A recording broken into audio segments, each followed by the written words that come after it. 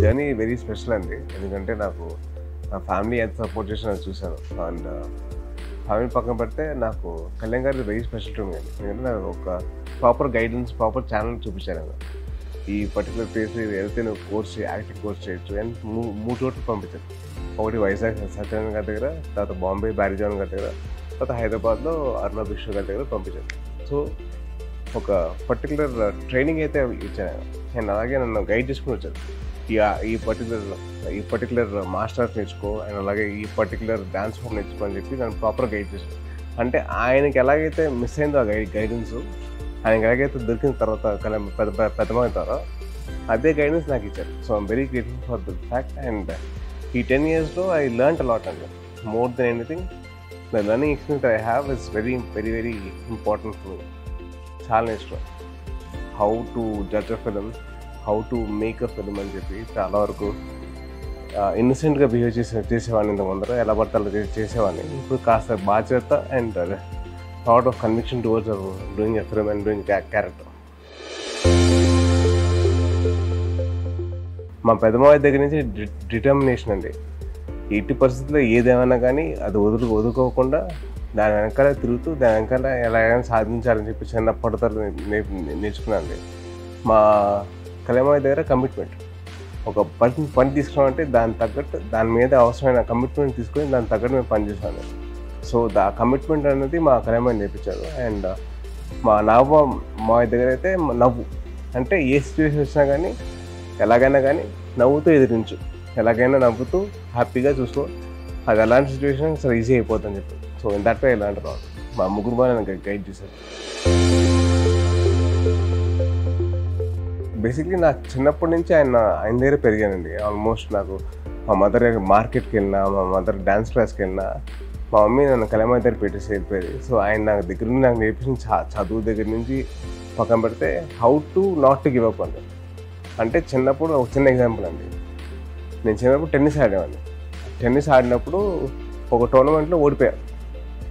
దిగులుగా ఇంటికి వచ్చాను. ఏరా ఏమైందన్నాడు. మా ఇలా టెన్నిస్ టోర్నమెంట్లో ఆడాను, ఓడిపోయానంటే నేను నెక్స్ట్ టోర్నమెంట్ ఆడను, అసలు నాకు చిరాకు వచ్చేస్తాను, అసలు టెన్నిస్ ఎవరు ఆడతారు అని చెప్పి నేను కోపడ్డా. అరే నాన్న అలా కోపడకు, టోర్నమెంట్ ట్రై చేయి, try to give your best, ఏది వచ్చినా కానీ తీసుకో. సో అలాగా సరే అని చెప్పి మా చెప్తారని చెప్పి సరే అని వెళ్ళిపోయా. వెళ్ళిన తర్వాత టోర్నమెంట్ గెలిచా. పరిగెత్తుకుంటే వెనక్కి వస్తే నన్ను ఎత్తుకొని ముందు పెట్టారు. సో అది మైండ్ ఉండిపోయింది. అంటే నాట్ టు గివ్ అప్, ఎట్టి పరిస్థితుల్లో ఏది వచ్చినా కానీ ఎదుర్కో, సమర్థవంతంగా ఎదుర్కో అండ్ ఎలాగైనా నువ్వు సాధిస్తావు. సో అలాగే నాకు అదే ఇన్సిడెంట్ నేను రీక్రియేట్ చేశాను. మా మావయ్య గెలిచిన తర్వాత నేను అలాగే వెళ్ళి ఎత్తుకొని ముద్దు పెట్టాను. సో అది చిన్నప్పుడు చైల్డ్హుడ్ మెమరీ రీక్రియేషన్ అన్నమాట.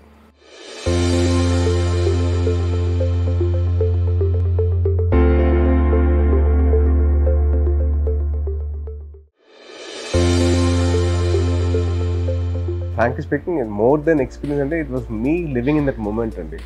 అంటే మా మావయ్యతో కలిసి ఒక 25 days నేను టైం స్పెండ్ చేయగలిగాను ఒక థాట్ నాకు. అసలు దానిలోనే ఆనందం అసలు మామూలు లేదు. అంటే ఒక ఫోటో తీసుకోవడం కూడా నాకు ఆలోచన లేదు. ఎందుకంటే మా మావయ్యతో పాటు అక్కడ ఉన్నాను, ఒకే ఫ్రేమ్లో ఉన్నాను. నేను ఒకటే చెప్పుకుంటా, అవును రాబాయ్ నేను కళ్యాణ్ గారితో సినిమా చేశాను, మీరు చేశారా, మీరు చేయగలిగారా, ఆ థాట్ వచ్చేసింది నాకు. సో చిన్న గర్వం, ఒక చిన్న నాది, నా ఒక్కరికే దొరికింది నాకు చిన్న ఆనందం. సో అది I did my best and I'm sure. అంటే ఒక గురువుకి గురుదక్షిణ ఇచ్చేంత రేంజ్కి ఎదిగానంటే మామూలు విషయం కదా. అండ్ ఆ అదృష్టం దొరికింది నాకు. I'm very grateful to God అండి, నాకు అదృష్టం కల్పించారు. అండ్ అలాగే మా గురువు గారికి ఆయనతో పాటు నేను యాక్ట్ చేశాను. ఇంకేం కావాలండి, అది బెస్ట్ గిఫ్ట్ కదండి. చాలా గర్వంగా ఉందండి. అంటే ఆయన ఏవైతే శాఖలు ఆయన ఇచ్చారో ఆయనకి ఇష్టమైన శాఖలు, అంటే పంచాయతీ రాజ్ కానివ్వండి, అలాగే పర్యావరణం కానివ్వండి, అలాగే సైన్స్ అండ్ డెవలప్మెంట్ కానివ్వండి, ఎన్విరాన్మెంట్ కానివ్వండి, ఆయనకి ఇష్టం అనమాట. సో డెఫినెట్లీ అవి ఎంతవరకు ఆయన ప్రేమిస్తారంటే ఆయన చదివే పుస్తకాల్లో కానివ్వండి, ఆయన చేసే పనుల్లో కానివ్వండి, ఇవన్నీ ఇన్కల్కేట్ ఉంటాయి. అండ్ ఆల్సో పర్టికులర్ ఆయన ఇంట్రో సాంగ్స్ తీసుకుంటే ఎక్కడో చోట they always have something to do with environment కానివ్వండి, అండ్ అలాగే సైన్స్ అండ్ డెవలప్మెంట్ గురించి కానివ్వండి, అండ్ ఆల్సో లైక్ పంచాయతీ గురించి కానివ్వండి, ఆయన ఎక్కడో ఇన్కల్కేట్ చేసుకుంటూ వెళ్ళిపోయారు. ఇది అవసరమా, ఇది అవసరం లేదా అని చెప్పి చెప్పుకుంటూ వెళ్ళిపోయారు. అండ్ అలాగే ఆయన సినిమాల్లో చాలా వరకు విలేజ్ బ్యాక్ డ్రాప్లో ఉండే సినిమాలు కొన్ని ఉన్నాయి. సో దాంట్లో ఆయన డైలాగ్స్ ఈ గాలి ఈ నేల కానీ ఇది అందరిది సమానం అని చెప్పి ఆయన చెప్తుంటారు. నేల, నీరు, నిప్పు, గాలి, ఆకాశం ఇవన్నీ అందరివి. నీ అప్పసొత్తు కాదు, నీ సార్ అప్పసొత్తు కాదు.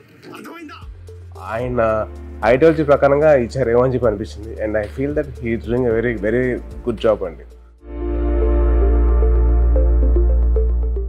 సార్ ఒకటి I want to request to all the audience and all the people that for watching this video, దయచేసి మీరందరూ హెల్మెట్ ధరించండి.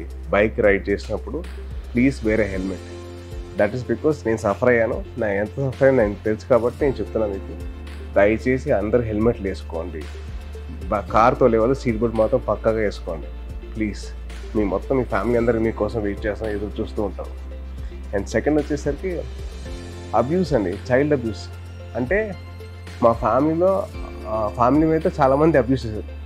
కానీ ఆ టైంకి మా కళ్యాణ ఆశయం గొప్పది, ఆయన ఆలోచన గొప్పది కాబట్టి ఆయన ఏమొచ్చినా కానీ ఆయన ఎదుర్కొంటున్నారు.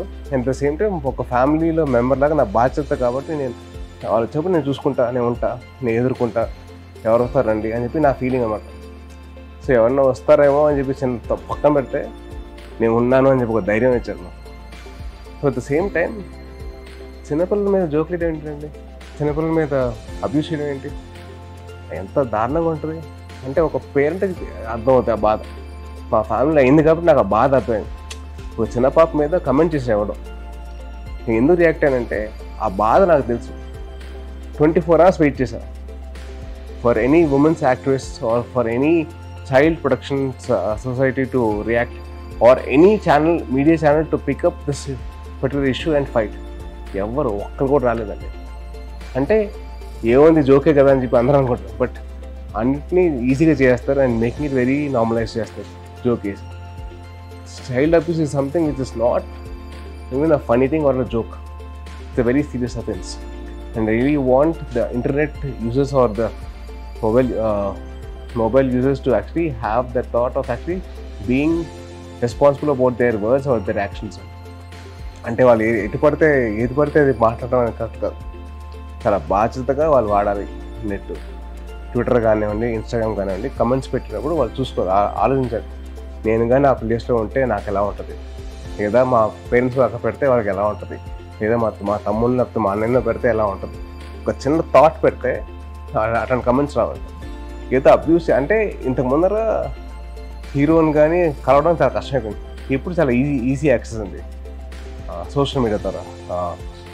ట్విట్టర్ కానివ్వండి, ఇన్స్టాగ్రామ్ కానివ్వండి, ఫేస్బుక్ కానివ్వండి, చాలా ఈజీ యాక్సెస్ దొరికేసింది. సో వాళ్ళు ఏమైనా అంటే తిట్టేస్తున్నారు, వాళ్ళకి తిడుతున్నారు సరే, బట్ దే డోంట్ అండర్స్టాండ్ అది ఎంతవరకు అది ఎదురు వాళ్ళకి హర్ట్ అవుతుందండి. మేము ఎలాగో పట్టించుకొని వస్తున్నా, కానీ దానివల్ల వేరే హీరో ఫ్యాన్స్ కానీ వేరే ఫ్యాన్స్ కానివ్వండి వాళ్ళు ఎంత ఫీల్ అవుతారు అంత మాట్లాడుతుంటే. సో అట్లాగే మనం బాధ్యతగా మనం వహించాలి. నేను అట్లాగే మన అబ్యూస్ తగ్గించాలి. అదేం చేయాలంటే అదే ప్లేస్లో మిమ్మల్ని కానీ, మీ పేరెంట్స్ కానీ, మీ అన్న చెల్లెలు కానీ, మీ అక్క తమ్ముళ్ళని కానీ మీరు ఊహించుకుంటే మీరు ఆ మాట అంటారు. ఒక చిన్న బేసిక్ థాట్ పెడితే మీరు అట్లాంటి మాటలు మాట్లాడరు. So my only request is, మీ అనే ముందర మీరు ఎందుకు అంటున్నారో ఒకసారి ఆలోచించి మీరు అనండి, పర్లేదు.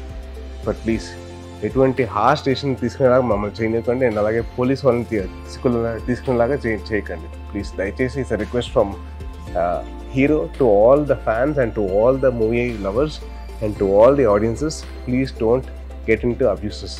ఇట్స్ ఆల్ రైట్, బాగాలేదండి.